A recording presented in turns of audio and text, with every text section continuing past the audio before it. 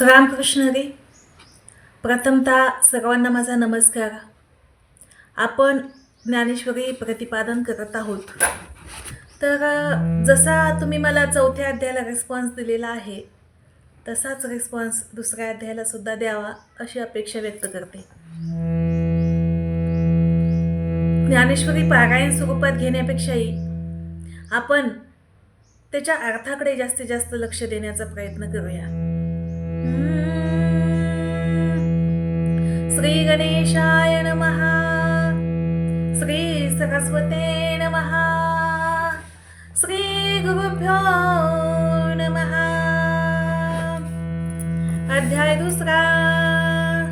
संजय उवाच. तथा कृपयाविष्ट मस्रुपूर्णाकुले क्षणम् विषदन्तमिदं वाक्य मुवाच मधुसूदनः. संजय सांगत आहे कुणाला? धृतराष्ट्राला. संजय धृतराष्ट्राला सांगत आहे की ज्यावेळी अर्जुनाने ते सैन्य पाहिलं, त्या सैन्यामध्ये भीष्माचार्य आहे, द्रोणाचार्य आहे, कृपाचार्य आहे, स्वतःचे चुलत भाऊ आहेत. या सगळ्यांना पाहिल्यानंतर अर्जुनाला मोह झाला. बरं, आता हा अर्जुनाला मोह झालेला आहे आणि आम्हाला मोह नाही का? आपण म्हणतो की गीता ही अर्जुनासाठी सांगितली कारण अर्जुनाला मोह झालेला होता. अर्जुनाचे निव्याजे गीता प्रकाशुनी श्रीराजे. अर्जुनाचं निमित्त झालं हो, पण अर्जुनाचं निमित्त करून अर्जुनाचे निव्याजे गीता प्रकाशुनी श्रीराजे. संसारा एवढे थोरोजे फेडिले जगाचे. जगाच्या डोक्यावरती जे काही मोहरूपी ओझं आहे ते ओझं नाहीसं करण्यासाठी भगवंताने अर्जुनाचं निमित्त केलं आणि ती गीता आम्हाला सांगितली. तर संजय सांगत आहे धृतराष्ट्राला की अर्जुनाला आता मोह झालेला आहे. कशा प्रकारे झाला, काय झालं, ज्ञानोबराय वर्णन करत आहेत. मग संजय म्हणे राया ते ऐके तो पार्थू तेथे शोकाकुल हृदनाते करीतो असे.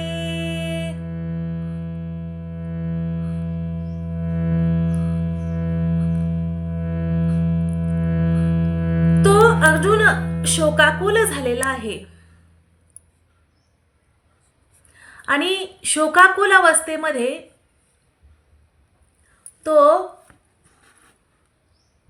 ते कुळ पाहून त्याचं चित्त द्रवलं गेलं. ते कुळ देखोनी समस्त स्नेह उपनले अद्भुत तेने द्रवले असे चित्त कवने परी. त्याचं चित्त द्रवीभूत झालेलं आहे.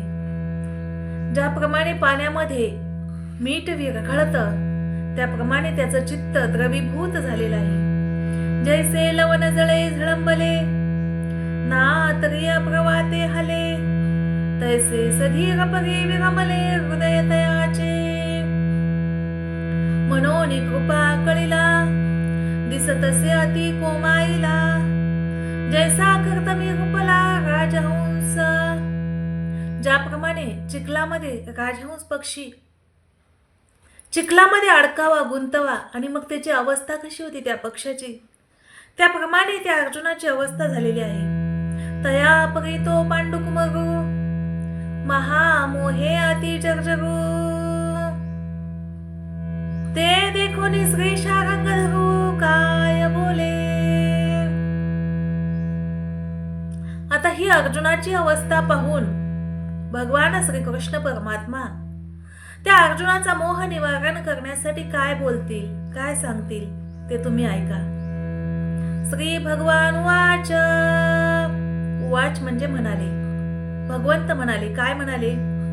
कुतस्त्वा कश्मलमिदं विषमे समुपस्थितम् अनार्य ज्योष्टमस्वर्य मग कीर्तिकरम अर्जुन. ज्ञानोबा या श्लोकावरती भाष्य करतात आणि म्हणतात, म्हणे अर्जुनादी पाही हे उचित काय ये ठाई, तू कवन हे काही करिता हासी. अर्जुना, भगवंत काय म्हणत आहेत, ज्ञानोबा काय सुद्धा आपल्या भाषेत सांगत आहेत की अर्जुना, हे योग्य आहे का, याचा विचार तू स्वतः कर अगोदर. का? युद्धाच्या आधी तुला माहिती नव्हतं का हे तुझे नातेवाईक आहेत, तरी सुद्धा तू युद्धभूमीमध्ये उतरलास ना. मग तुला आत्ता काय झालं? तुझं सांगे काय झाले, कवा नवने आले, कविता काय ठेले खेदू कायसा. तुला काय झालं? कोण आडवालं? कोणत्या गोष्टीचा खेद तू करत आहेस? तू अनुचिता चित्त निदिसी, धीरू कही न संडिसी, तुझे निनामी अपयशी दिशा लंघिजे. तू अनुचित गोष्टीकडे चित्त देत आहेस. तू कधीही धीर न सोडणारा आज का धीर सोडलाय अर्जुना? तू तुझ्या नाव मानच तुझे निनामी अपयशी दिशा लंघिजे. अरे तुझं नाव जरी घेतलं तर अपयश चहू दिशेला पळून जातय. असा असणार का तू? तू शूरवृत्तीचा ठाओ, क्षत्रिया माझी राओ, तुझी आला ठेपणाचा ओत ही लुकी. तू शूरवृत्तीचा ठिकाण आहेस, क्षत्रियामध्ये तू राजा आहेस आणि तुझ्या संग्रामाची कीर्ती तीनही लोकांमध्ये आहे.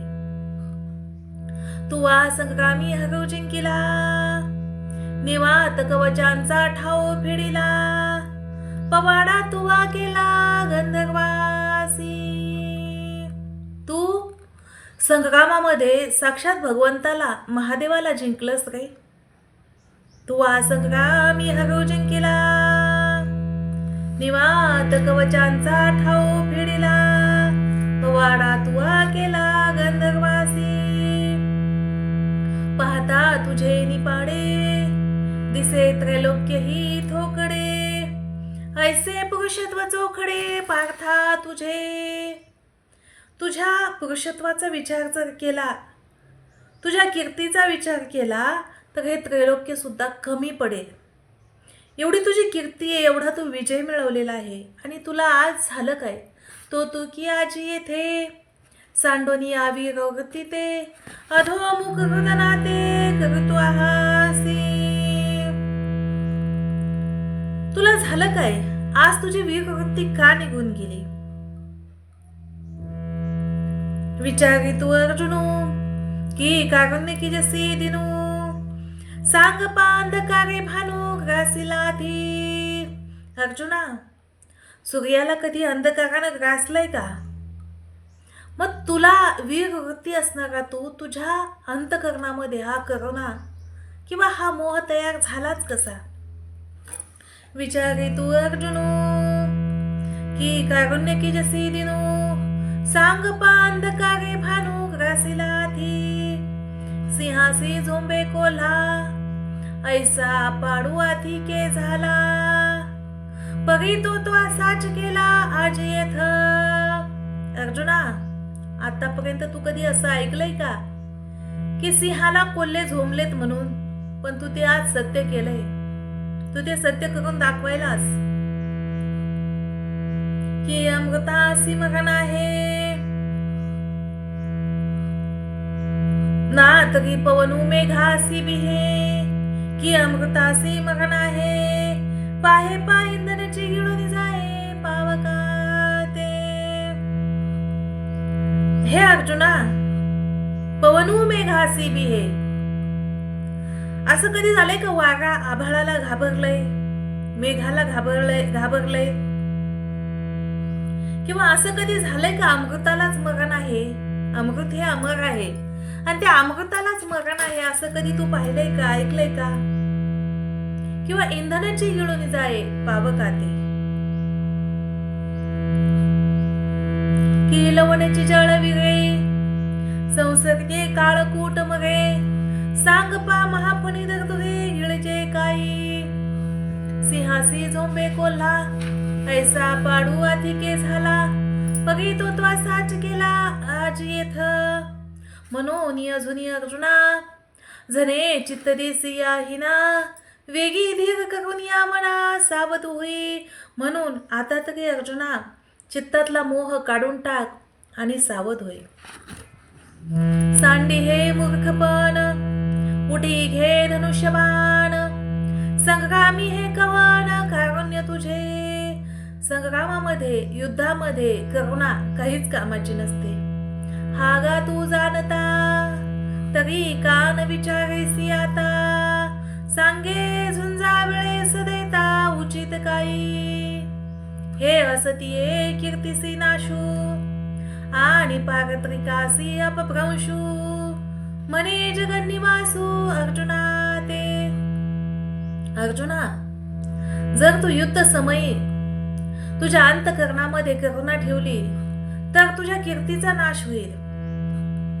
आणि पारत्रिकासी अपभ्रंशू जयाचे अहिक दड नाही तयाचे परत्रपुससी काही. जर तू इहलोकामध्ये असा युद्धभूमीवरून पळून गेला ना तर तुला परलोकात सुद्धा कोणी विचारणार नाही. क्लैप्यम मास्मगम पार्थ नैतत्त्वयुपपद्यते क्षुद्रम हृदय दौर्बल्यम त्यक्तोत्तिष्ठ परन्तप. मनोनिशोकू न करी तू पुरताधिरुधरी हे शोचता वेरी पंडुकुमरा. म्हणून अर्जुना तू शोक करू नकोस, तू धीर धर. तुझं नव्हे हे उचित हे ने नासेल जोडले बहुत तू अजूनही विहित विचारिका. अर्जुना आतापर्यंत तुझी काही कीर्ती मिळवली ना ती कीर्ती संपूर्ण तुझी नाहीशी होईल. म्हणून तू अजून तरी स्वतःच्या हिताचा विचार कर.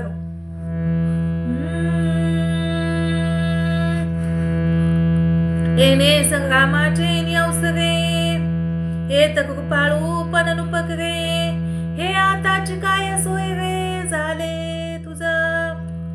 याआधी हे तुझे सोय काय नव्हते का? याआधी हे तुझे नातेवाईक नव्हते का? मग ऐन युद्ध प्रसंगीच तुला ह्यांच्यातला मोह कसा काय निर्माण झाला? तू आधीची काय नसी की हे गोत्रजन ओळखसी वायाची काय करीसी अतिशो आता आजीचे हे झुंज काय जन्मानवल तुझ हे परस्परे तुम्हा व्याज सदाची अति. अर्जुना आजचं हे युद्ध तुझ्यासाठी नवल नाहीये. तू क्षत्रिय आहे आणि क्षत्रियामध्ये युद्ध हे कायमस्वरूपी चालूच असतात. तरी आता काय झाले काही स्नेह उपनले हे नेनी जे परी कुडे केले. अर्जुना तू मनामध्ये मोह धरून अजिबात योग्य केलं नाहीस. मोह धरली ऐसे होईल जे असती प्रतिष्ठा जाईल आणि परलोकही अंतरेल अहिकेसी. जर तू मनामध्ये मोह धरला तर तुझी असलेली प्रतिष्ठा जाईल आणि परलोकही अंतरेल आणि इहलोक सुद्धा अंतरला जाईल. म्हणून अर्जुना तू अजून पण विचार कर. हृदयाचे ढिले पण हे तनिकयासी नव्हे कारण हे संग्रामी पतन जाण क्षत्रियांसी. अर्जुना तुझे हृदयाचं ढिलेपण क्षत्रियासाठी योग्य नाही. तुझ्या कल्याणासाठी ते योग्य नाही. हे संग्रामामध्ये पतन आहे. पतन म्हणजे युद्ध समयी स्वतःचा नाश करून घेतल्यासारखं आहे. हे ऐसे नितो कृपावंतू नाना परी असे शिकवितू हे ऐकून पंडुसुतू काय बोले. अशा प्रकारे अर्जुनाला भगवान श्रीकृष्ण नाना प्रकारे शिकवत आहेत. आणि हे ऐकून तो पंडुसूत म्हणजे सूत म्हणजे मुलगा आणि पंडू म्हणजे पंडू राजाचा मुलगा तो अर्जुन. पंडुसुतू काय बोले. तो अर्जुन काय म्हणतो ते ऐका. अर्जुन वाच कथम भीष्ममहं संख्ये द्रोणंच मधुसूदन इषु विप्रतियोत्स्यामि पूजाघावगी सूदन. देवा हे तुले वगी बोलावे न लगे अवधारी. आधी तूची विचारी संग्रामुहा. तो अर्जुन म्हणतो, देवा तूच विचार कर, हे युद्ध योग्य आहे का? हे झुंज नवे हा प्रमादू. हेत प्रवर्तलिया दिसतसे बाधू. हा उघड लिंग भेदू ओढवला म्हा. देखे माता पितरे अर्चिजती. सर्वस्वे तू पाव विजती. तिये पाठी केवी वधिजती आपुलिया हाती. देवा माता पित्यांची पूजा करावी, पूजा अर्चना करावी त्यांची, की जे संतोष पावतात त्यांना आनंद होतो. परंतु हे सगळं सोडून त्या माता पित्यांचा मी वध करणं हे योग्य आहे का रे देवा? देवा संत वृंद नमस्कारीचे. का घडे तरी पूजिजे. हे वाचून निंदीचे स्वये वाचा. देवा संत वृंद जे आहेत ना त्यांची पूजा करावी. घडलाच तर पूजा अर्चा करावी, त्यांना नमस्कार करावा. परंतु हे नाही जरी जमलं तरी चालेल, परंतु त्यांची निंदा करणं तरी योग्य आहे का देवा? तैसे गोत्र गोआमुचे. हे पूजनीया महानियमाचे. मज बहुत भीष्म द्रोणाचे वर्ततसे. देवा जसे संत वृंद असतात तसेच माझ्यासाठी भीष्माचार्य आणि द्रोणाचार्य आहेत. मला या कौरवांचे एक वेळेस काहीच वाटत नाही रे देवा, परंतु भीष्माचार्य आणि द्रोणाचार्य हे माझे गुरु आहेत. ज्या भीष्माचार्य माझे आजोबा आहेत त्यांच्या हाताला धरून मी चालायला शिकलो. द्रोणाचार्यांनी आपला पुत्र अश्वत्थामा त्याला जी विद्या दिली नाही ती विद्या मला दिली, आणि ते माझे गुरु आहेत. त्यांचा वध मी करणं योग्य आहे का रे देवा? तूच सांग मला. जया लागी मने विगू. आम्ही स्वप्नीही शकोन धरू. तया प्रत्यक्ष किवी करू घातू देवा. देवा ज्यांचा वध करणं किंवा ज्यांच्याविषयी वैर मनात मी स्वप्नात सुद्धा धरू शकत नाही, त्यांचा मी प्रत्यक्षात घात कसा करू शकतो तूच सांग. वरी जळो हे जयाले. येत आगबयांसी हेच काय झाले. जे यांच्या वधी अभ्यासिले मिग विजयामी. यांना नेमकं झालं काय असेल गे देवा? हे भीष्माचार्य, हे कृपाचार्य, हे द्रोणाचार्य यांच्यामध्ये मी लहानाचा मोठा झालो आणि आज ते दुर्योधनाच्या बाजूनी लढण्यास उभे राहिलेले आहेत. मी पार्थ द्रोणाचा केला. येणे धनुर्वेधू मज दिधला. तेने उपकारे काया भागला वधी तया ते. देवा मी पार्थ, मी द्रोणाचा केला म्हणजे मला द्रोणाचार्यांनी ही गुरु दीक्षा हे ज्ञान मला दिलं की मी धनुर्वेदू. मी जो काही धनुर्धारी म्हणून आहे ना आज, ते द्रोणाचार्यांमुळं. ते माझे गुरु आहेत, त्यांनी मला ज्ञान दिलंय आणि त्यांच्या उपकाराची परतफेड देवा त्यांचा वध करून करू का मी? हे योग्य नाही रे देवा. जे तिची या कृपाला हि जे वरू. तेथेच मने व्यभिचारू. तरी मी काय भस्मासुरू अर्जुन म्हणे. देवा ज्यांची कृपा आहे त्यांचा वध करणं म्हणजे मी काय भस्मासुर आहे का? ज्या महादेवानं त्या भस्मासुराला वर दिला की तू ज्याच्या डोक्यावरती हात ठेवशील तो भस्म होईल.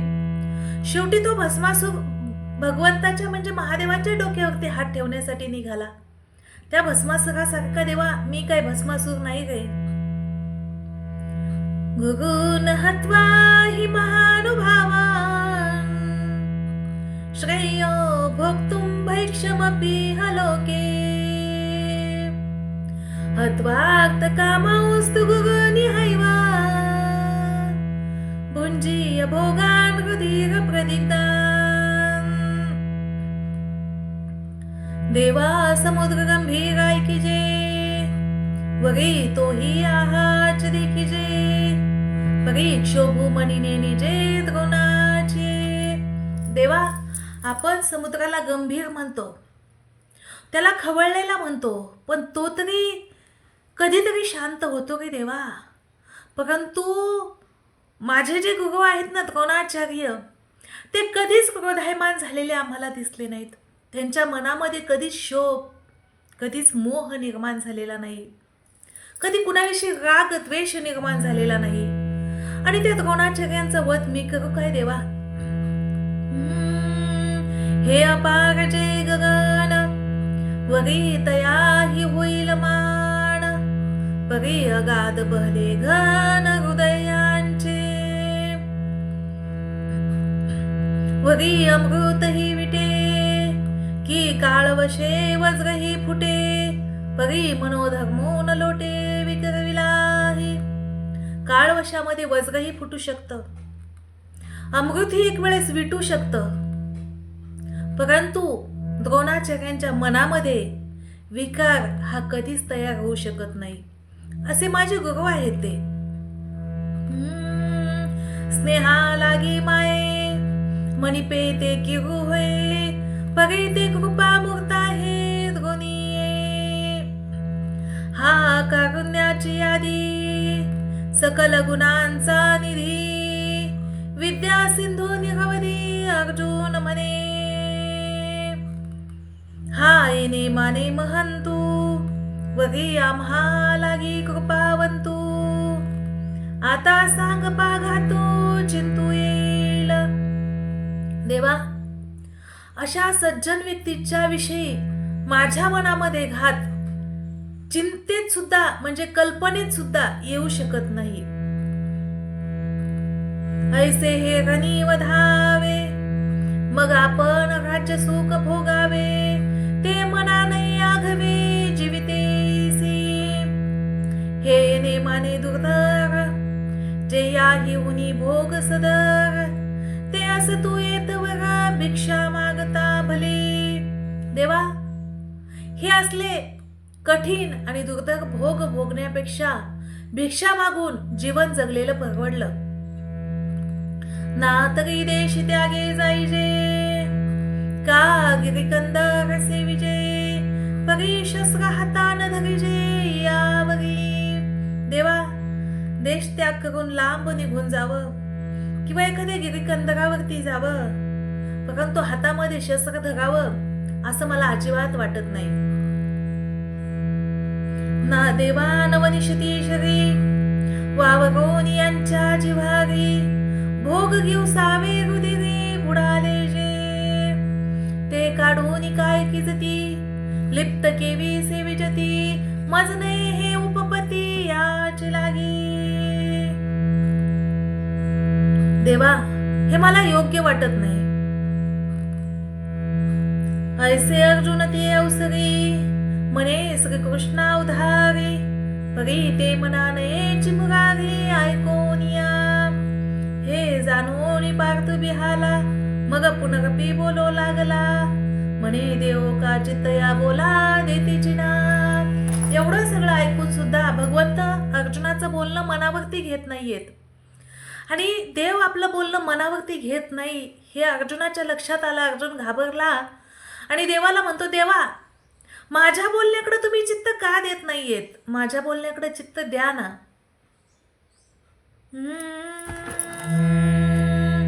न चैतद्विग्मक्कतरन्नो गरियो, यद्वा जयमयदिवानुजयुः, याने वहत्वान जिजीविषामस्, तेव स्थिता प्रमुखे धार्तराष्ट्राः. अर्जुन म्हणतो, देवा, माझ्या चित्तात जे काही होतं ते मी बोलण्याचा प्रयत्न केला. हे रवी माझ्या चित्ती जे होते ते मी विचारुनी बोलिलो येथे, परिनिके काय अपरवते ते तुम्ही जाणा. माझ्या अंतकरणात जे होतं ते मी बोलण्याचा प्रयत्न केला, पण योग्य काय आणि अयोग्य काय ते तुम्ही जाणा आणि मला सांगा. पैवी रोजे असी ऐकिजे, आणि या बोलीची प्राणू सांडिजे, तेत संग्राम व्याजे उभे हाती.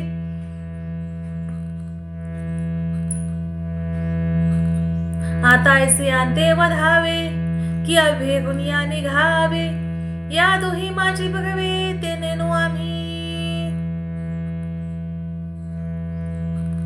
आपला विजय झालाय असं जरी म्हणलं तरी असं वाटतं प्राण सोडून द्यावा. का? कारण आपला विजय ज्या अर्थी होईल त्या अर्थी द्रोणाचार्य, कृपाचार्य, भीष्माचार्य गेलेले असतील. म्हणजे आपला विजय झालाय असं ऐकलं तरी प्राण सोडून द्यावं वाटतोय. मग देवा तू सांग, अशा वेळी युद्ध करावं की या युद्धभूमीवरून निघून जावं हे तू मला सांग. कार्पण्य दोष पहात स्वभाव पृच्छामि त्वां धर्म सम्मूढ चेताः. यच्छ्रेयस्य निश्चितं ब्रूहितन्मे शिष्यस्तेऽहं शाधि मां त्वां प्रपन्नम्. बघा, आतापर्यंत भगवंत शांत बसलेले होते. एक शब्द सुद्धा बोलत नव्हते. नव्हे तर अर्जुनाच्या बोलण्याकडे चित्त सुद्धा देत नव्हते. जोपर्यंत माणूस समोरच्याला गुरु करत नाही, समोरच्याला शरण जात नाही, तोपर्यंत समोरची व्यक्ती आपल्याकडे लक्ष देणार नाही. पण आता अर्जुनाने भगवंताचं शिष्यत्व पत्करलं आणि जेव्हा अर्जुनाने शिष्यत्व पत्करलं त्याच वेळेस भगवंताने सुद्धा बोलण्यास सुरुवात केली. आम्हा काय उचित ते पाहता न स्फुरेत, जे मोहेने चित्त व्याकुळ माझे. मोहानं माझं चित्त व्याकुळ झालेलं आहे. उचित काय, योग्य काय ते मला समजत नाहीये. ती मी रागवृद्ध जैसे दृष्टीचे तेज भ्रंशे, मग पासीच स्थान दिसे वस्तू जात. देवा तैसे मज झाले, जे मन हे भ्रांती ग्रासले. निकेते आम्हा सांगावे, जे मन हे भ्रांती ग्रासले. आता काय हिता फुले तेही नेनो.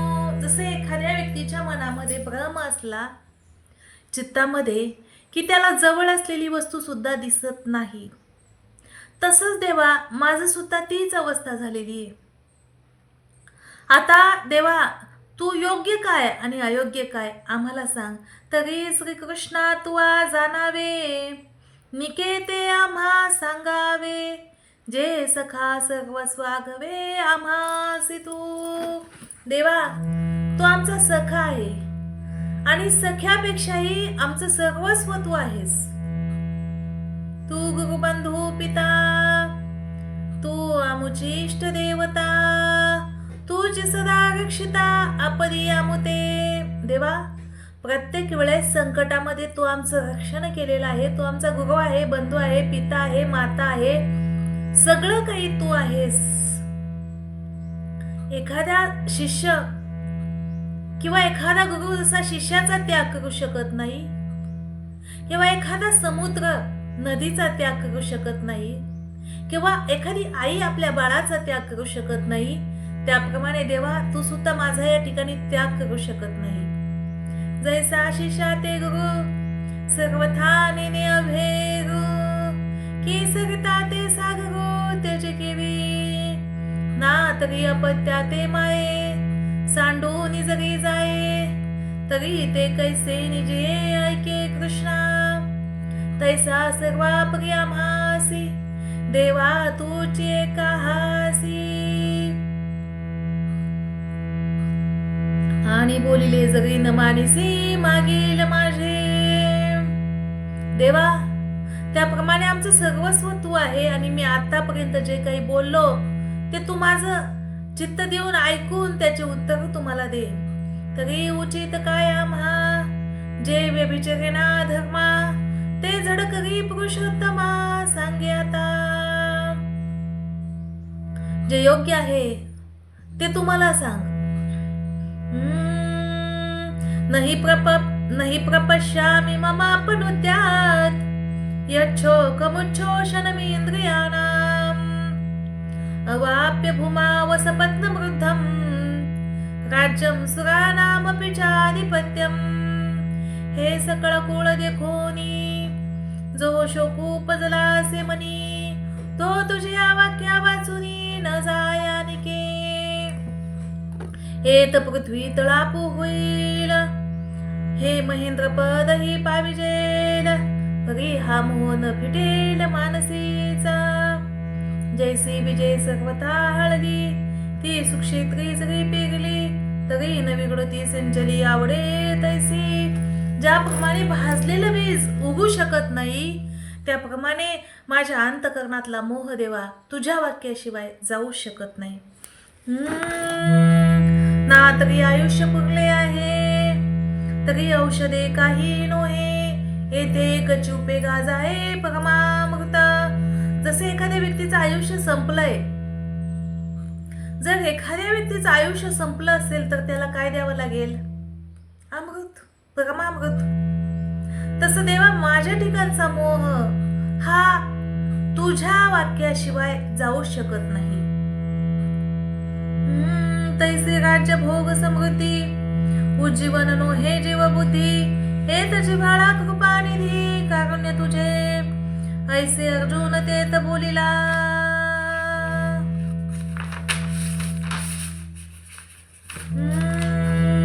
जव क्षण एक भ्रांती सांडिला मग पुनरपी व्यापिला उर्मितेने. असं क्षणभर बोलला आणि पुन्हा एकदा उर्मीने मोहाने पुन्हा एकदा ग्रासला गेला की मज पाहता उर्मी नोहे हे अनागसे गमत आहे तो ग्रासिला महामोहे काळ सर्पे.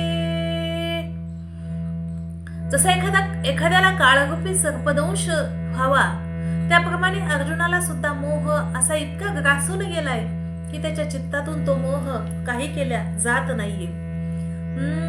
सवर्म हृदय कल्हारी तेत कारुण्य वेळेच्या भरी लागला म्हणून लहरी भांजेची नाम. हे जाणून ऐसी प्रौढी जो दृष्टी सवेची विष फिडी तो धावया श्रीहरी गारुडी पातला की. भगवान श्रीकृष्ण अर्जुनासाठी कशा प्रकारे धावून आले ते बघा. तैसिया पंडुकुमरा व्याकुळा मिरव तैसे श्रीकृष्ण जवळा तो कृपावशी अवलिळा रक्षिलाता. मनोनी मिरवत असे श्रीकृष्ण जवळा तैसिया पंडुकुमरा व्याकुळा मिरवत असे श्रीकृष्ण जवळा तो कृपावशी अवलिळा रक्षिलाता. मनोनी तो पार्थू मोह फणिग्रस्तू म्या मनितला हे तू जाणून या. मग देखा तेत फाल्गुनू घेतला से भ्रांती कवळनू जैसा घन पडळी भानू आच्छादिजे. ज्याप्रमाणे एखादा सूर्य मेघामध्ये दडला जातो, ढगामध्ये दडला जातो, मग तो दडलेला मेघामध्ये दडलेला सूर्य काढायचा कसा? त्याप्रमाणे मोहाने ग्रासलेल्या अर्जुनाला या मोहातून बाहेर काढायचं कसं याचा विचार भगवंत करत आहे. तया परी तो धनुर्धरू झाला असे दुःखे जर्जरू जैसा ग्रीष्म काळी गिरीवरू मनवला का. मनोनी सहजे सुनिळू कृपामृते सजळू तोळलासे श्री गोपाळू महामेघू तेत सुदर्शनांची द्युती तेची विद्युलता झळकती गंभीर वाचा ती आहे ती गर्जनेची. आणि असं अजिबात समजू नका की मोह हा फक्त अर्जुनाला झालेला आहे, आपल्याला सुद्धा मोह झालेला आहे. संसाराचा मोह आहे, नातेवाईकांचा मोह आहे, मुलाबाळांचा मोह आहे, सत्तेचा मोह आहे, पैशाचा मोह आहे, प्रत्येक गोष्टीचा मोह आपल्याला सुद्धा आहे. अर्जुनाचा मोह निवारण करण्यासाठी गीता सांगितली आणि अर्जुनासाठीच सांगितली असा विचार अजिबात मनामध्ये ठेवू नका. आता अर्जुनाचा मोह निवारण करण्यासाठी भगवंत काय सांगत आहेत ते ऐका. आता तो उदार कैसा वर्षेल जेने अर्जुना चळू निवेल मग नवी विगुडी फुटेल उन्मेषाची. ते कथा ऐका मनाची आराणुका ज्ञानदेव म्हणे रेखा निवृत्तीदासू. ती कथा तुम्ही मनाची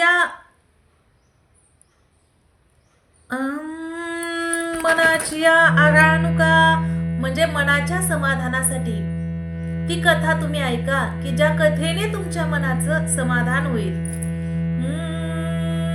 संजय उवाच एवमुक्त्वा ऋषिकेशं गुडाकेशं परान्तप नयोत्सेति गोविंद मुक्त्वा तुष्णीं बभूव.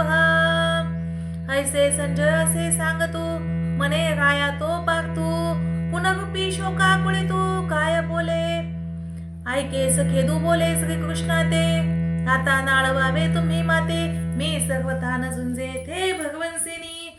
पुन्हा तो अर्जुन भगवंताला म्हणतो देवा तुम्ही मला किती इथं आळवलं तरी सुद्धा मी युद्ध करू शकत नाही म्हणून नाळवावे तुम्ही माते. ऐसे केहळा बोलिला मग मौन धगवणी ठेला ते तर श्रीकृष्णा विस्मो पातला देखो नितया ते. पुन्हा एकदा श्रीकृष्णाला आश्चर्य झालं की आतापर्यंत हे योग्य काय अयोग्य काय समजावून सांग म्हणत होता पण आता तर डायरेक्टली म्हणतो की मी युद्धच करणार नाही. तमुवाच ऋषिकेश प्रहसन्नीव भारत सेनयोरुभयोर्मध्ये विषदन्तमिदं वचः. मग आपुला चित्ती म्हणे येत हे काही आदरिलेने अर्जुन सर्वथा नेने काही की जे.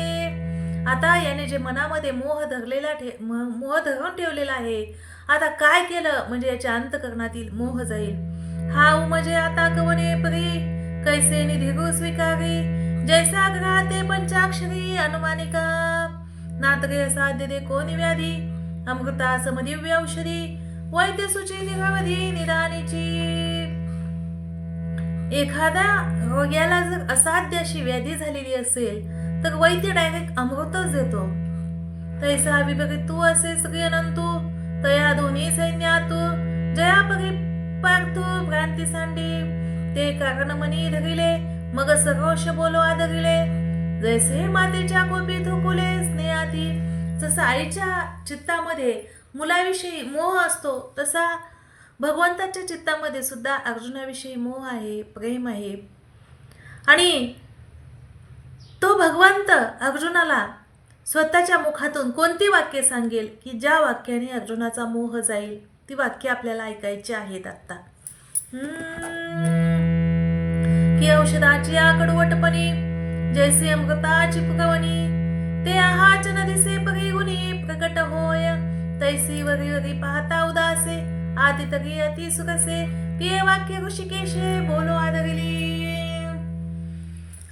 जसा वरती एखादी आई मुलाला शिव्या देत असते मग ती का अंतकरणातून शिव्या देते का? अजिबात नाही.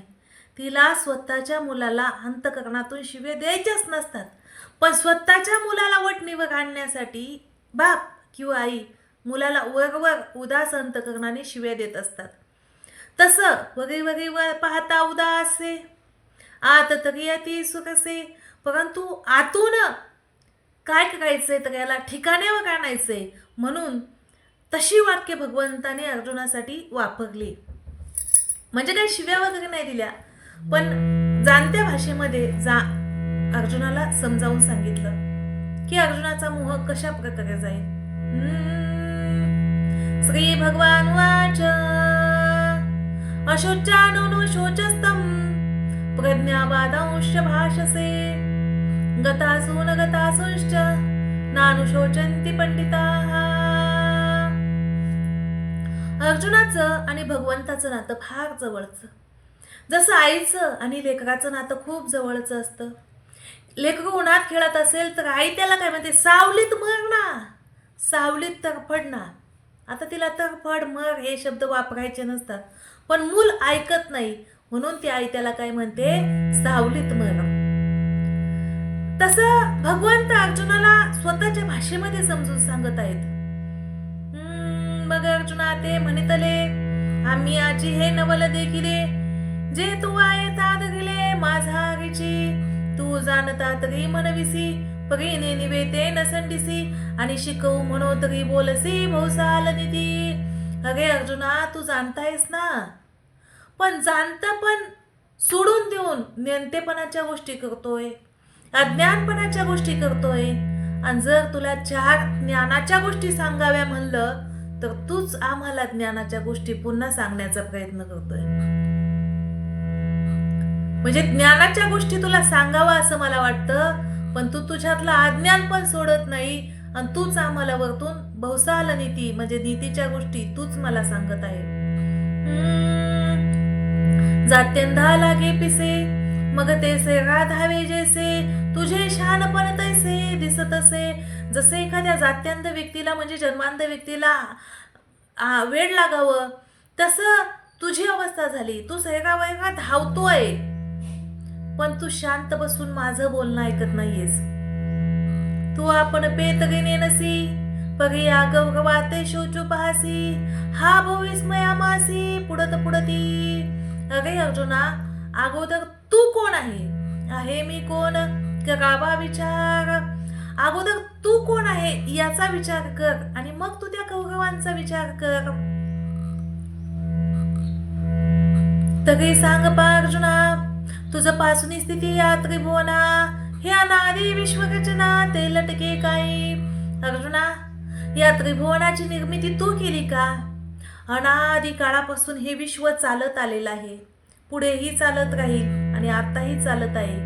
मग तू ह्या विश्वाचा निर्माता आहेस का? येत समर्थ एकाधी तयापासून भूते होती हे वायाची काय बोलती जगा माझी. इथे कोणीतरी समर्थ आहे, ब्रह्मांडाचा धनी आहे, ब्रह्मांडाचा नायक आहे. तो या ब्रह्मांडाची रचना त्याने निर्माण केलेली आहे. हे का खोटं बोलतात का? हो का सांप्रत ऐसे झाले जे हे जन्म मृत्यू तू वास रुजले आणि नाशो पावे नाशिले तुझे निकाई. किंवा सांप्रत असं झालं का जगामध्ये की जन्म तूच निर्माण केला आणि मृत्यू ही तूच निर्माण केला, की तू एकवधिता आणि सकळ लोक हे मरता. ऐसे भ्रांती जने चित्ता येऊ दिसी. तुझ्या चित्तामध्ये असं ठेवू नको की तू एकटा मारणार आहे आणि सगळे मरणारे आहेत. हे तुझ्या चित्तातलं तू काढून टाक. अनादी सिद्धागवे हे होत जात स्वभावे तरी तू आकाश उचावे सांगे मज. अनादी काळापासून जन्म आणि मृत्यू हे चालत आलेले आहे. मग तू या जन्माचा आणि मृत्यूचा विचार का करतोस? परी मूर्खपणे नेनसी. भगवंत अर्जुनाला मूर्ख म्हणत आहेत. परी मूर्खपणे नेनसी न चिंतावे ते चिंतिसी आणि तुझी नीती सांगसी आम्हा प्रती. तरी सुद्धा मूर्खपणाने नको त्या गोष्टीचा विचार करतोस आणि पुन्हा ज्ञानाच्या गोष्टी तूच आम्हाला सांगतोस. भगवंत अर्जुनाला म्हणत आहेत. देखे विवेकी जे होती ते दोही तेही न शोचिती जे होय जाय हे भ्रांती मनोनिया. विवेक विचार करणारा व्यक्ती देहाचा विचार करत नाही. जे होय जाय हे भ्रांती मनोनिया, देह जन्माला आला काय, कारण देहामध्ये असलेल्या आत्मस्वरूपाचा विचार विवेक व्यक्ती करतात. नत्वेवाहं जातुनासं न त्वं नेमे जनाधिपाः न चैवन भविष्यामस् सर्वे वयमतः परम्. अर्जुना सांगे नाईक हे ताम्ही तुम्ही देख हे भूपती अशेक आदिक कोणी नित्यताय सेच सोनी नातरी निश्चित शया जाऊनी हे भ्रांती वेगळी करोनी दोन्ही नाही. हे उपजे आणि नाशे ते माया अवशे दिसे एकवी तत्वता वस्तूचे असे ते अविनाशीचे. हा देह जन्माला येतो आणि मरतो हे फक्त मायेमुळं आपल्याला दिसतंय, परंतु आत्मा हा अविनाशी आहे. आत्मा हा कधी मरत नाही, आत्मा जळत नाही. शस्त्राने हाणायचे तुकडे करायचं म्हणलं तर तुटत नाही, उन्हाने सुकत नाही, वाळत नाही. तो आत्मा अविनाशी आहे आणि अविनाशी असलेल्या आत्मस्वरूपाचा विचार अर्जुना तू कर. तू नाशिवंत असलेल्या देहाचा विचार करतोयस की जो देह जाणारा आहे, त्या देहाचा विचार तू करत आहेस. जैसे पवने तो हलविले आणि तरंगाकार झाले तरी कवनके जन्मले म्हणू येतेत. जसं एखाद्या हौदामध्ये किंवा एखाद्या सागरामध्ये, एखाद्या नदीमध्ये, एखाद्या तलावामध्ये पाणी आहे आणि हवा जोराची आली, वारा आलं, वाऱ्याने पाणी हल्ल्यामुळं तरंगाकार झाले. कालांतराने ते हवा शांत झाली, वादळ शांत झालं आणि ते पाणी शांत झालं. मग ते तरंग कुठं गेले? पाण्यातच विलीन झाले. तसं हा देह कितीतरी जन्माला येतात, कितीतरी मरतात, परंतु आत्मा अमर आहे. तरंग गेले, पाणी जशाला तसंच आहे. तसं देह जातो, परंतु आत्मा मरत नाही. तेजचे वायूचे स्फुरण ठेले आणि उदक सहज सपाट झाले. तरी आता काय निमाले विचारी पा. ते वादळ थांबलं आणि उदक सहज सपाट झालं, पाणी सहज सपाट झालं. मग आता कोण मेलं सांग? तरंग तर पाण्यात विलीन झाले. तसं देह जातील, देह येतील. त्या देहाचा विचार तू करू नको, अविनाशी असलेल्या आत्मस्वरूपाचा विचार तू कर. देहिनोऽस्मिन्यथा देहे कौमारं यौवनं जरा तथा देहांतर प्राप्तिर् धीरस्तत्र न मुह्यति. अर्जुना, या देहाच्या 3 अवस्था आहेत: बाल्यावस्था, तरुणावस्था आणि वृद्धावस्था. जसा देह बाल्यावस्थेतला तरुणावस्थेत दिसत नाही, तरुणावस्थेतला देह वृद्धावस्थेत दिसत नाही, मग वृद्धावस्थेमध्ये असताना बाल्यावस्थेतला देह मेला का? तरुणावस्थेत असताना बाल्यावस्थेतला देह गेला का? वृद्धावस्थेत असताना तरुणावस्थेतला देह गेला का? नाही, देहाचं रूपांतर झालं. देहाच्या 3 अवस्था झाल्या. देह आहे तोच आहे, तसं आत्मा आहे तोच आहे, पण तो फक्त या देहातून त्या देहात काय झाला? या देहातून त्या देहात त्याचं स्थित्यंतर झालं, पण आत्मा मरला नाही. आत्मा मरू शकत नाही. ते चैतन्य आहे, ते अविनाशी आहे. ऐके शरीर तरी एक, तरी वैसा भेद अनेक.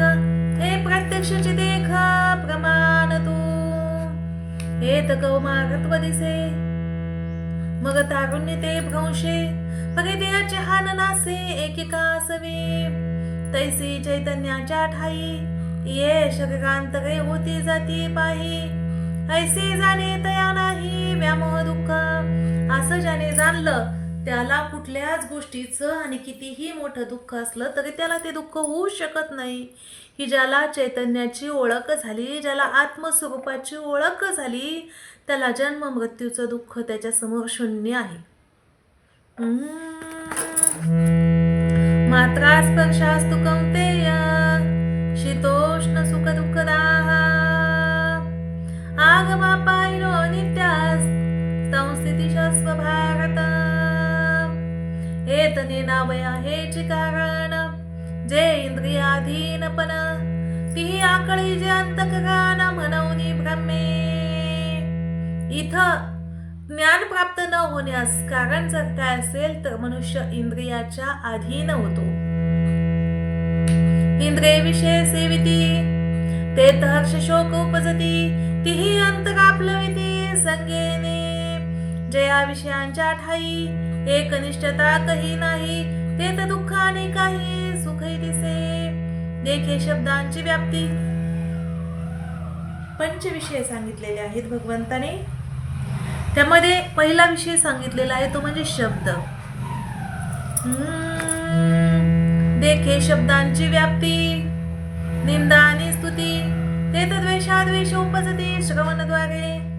माणसाचे कान जे आहेत ना, श्रवणेंद्रिय म्हणजे कान, ह्या कानांना गोडच ऐकावंसं वाटतं.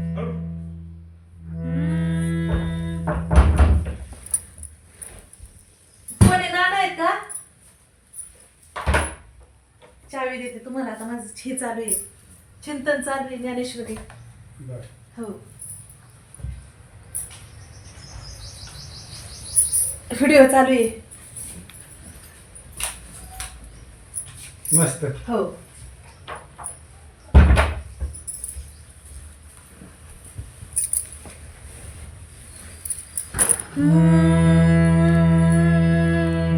देखे शब्दांची व्याप्ती, निंदा आणि स्तुती, ते तर द्वेषाद्वेष उपजती श्रवणाद्वारे. माणसाच्या कानाचा विषय जो आहे निंदा आणि स्तुती. माणसाला निंदा ऐकू वाटत नाही, पण स्तुती ऐकावीशी वाटते. स्तुती ऐकली की गोड वाटतं. भ्यासूर आणि सुरेख हे रूपाचे स्वरूप देख, जे उपजवी सुख दुःख नेत्रद्वारे. भ्यासूर म्हणजे जे भ्यासूर आहे ते पाहू वाटत नाही, आणि जे सुरेख आहे ते पाहू असं वाटतं. हे डोळ्यांचं सुख सांगितलं. सुगंधू आणि दुर्गंधू, जो परिमळाचा भेदू, जो गान संगे विषादू, तो शोधेता. सुगंध आणि दुर्गंध. सुगंध घ्यावासा वाटतो, दुर्गंध नको नको वाटतो. हा परिमळाचा भेदू कशाने कळाला? नाकाने. म्हणजे कान, डोळे, नाक तैसाची द्विधीर असू, उपजवी प्रीती त्रासू, म्हणून हा अपभ्रंशू विषय संगू. त्याप्रमाणे रस गोड असलं की प्यावंसं वाटतं, कडू असलं की प्यावं वाटत नाही. तैसे इंद्रियाधीन होईजे, तै शीतोष्णा ते पाविजे, आणि सुखदुःखी आकळीजे आपण पे. म्हणजे पंच इंद्रियांचे पंच विषय आहेत. एक सांगायचं राहिलं आपला मृदू आणि कठीण हे स्पर्शाचे दोन्ही गुण, जे वपुचे निसंगे कारण संतोष खेदा. स्पर्श हा त्वचेचा. त्वचेला मऊ असलं की चांगलं वाटतं, पण कठीण खरबरीत असलं की त्याच्यावरती बसू वाटत नाही. म्हणजे हे इंद्रियांचे जे विषय आहेत, हे विषय माणसाच्या सुखदुःखाला कारणीभूत आहेत. या विषया वाचून काही अनेक सर्वथा रम्य नाही, ऐसा स्वभावाची पाही इंद्रियांचा. हे विषय तरी कैसे, रोहिणीचे जळ जैसे, का स्वप्नीचा भासे भद्र जाती. हे विषय तरी कसे आहेत, रोहिणीच्या जळाप्रमाणे आहेत. की उन्हाळ्यामध्ये जसं आपल्याला मृगजळ दिसतं, ते लांबून असतं असं दिसतंय, पण जवळ गेल्यानंतर काहीच नसतंय, त्याचा नुसता भास असतो. तसं संसारामध्ये सुद्धा विषय सुखाचा काय आहे तर भास आहे. हे विषय तरी कैसे, रोहिणीचे जळ जैसे, का स्वप्नीचा भासे भद्र जाती. स्वप्नामध्ये हत्ती दिसावा त्याप्रमाणे हे विषय आहेत.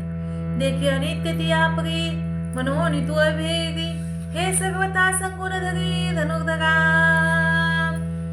हे अर्जुना, हे विषय अनित्य आहेत.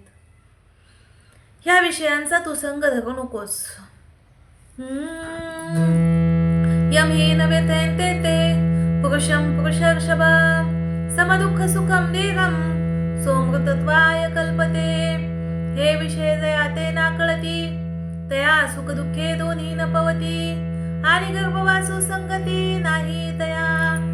हे विषय ज्याला आकळले जात नाहीत, म्हणजे या विषयांकडे जो आकळला जात नाही, त्याच्या आयुष्यामध्ये त्याला सुख आणि दुःख दोन्हीचाही त्रास होत नाही, आणि त्याला पुन्हा गर्भवास सुद्धा नाही. परंतु हे विषय जे आहेत ना, त्या विषयाला ज्ञानोबा काय म्हणतात, सुखदुःखे समे कृत्वा लाभा लाभो जया जयो.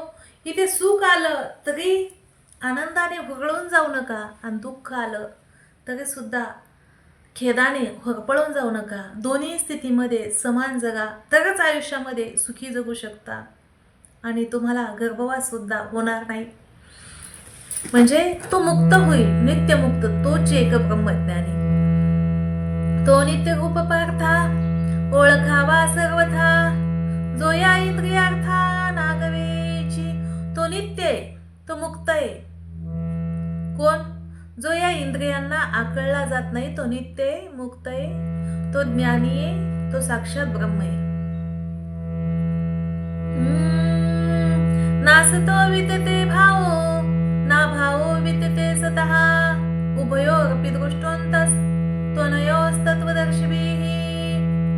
आता अर्जुना काही एक सांगेन मी ऐक, जे विचार परलोका ओळखिती.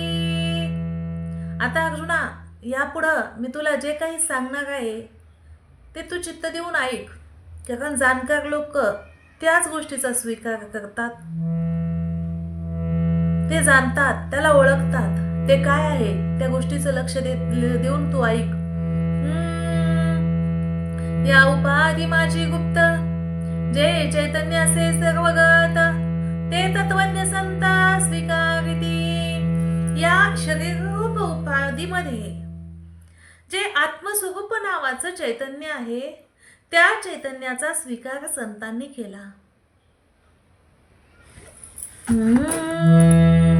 त्या चैतन्याचा स्वीकार संतांनीच आणि तत्वज्ञांनीच सुद्धा केला. सलिली पय जैसे एक होनी मिनले असे, परी निवडून राजहंसे वेगळे की जे.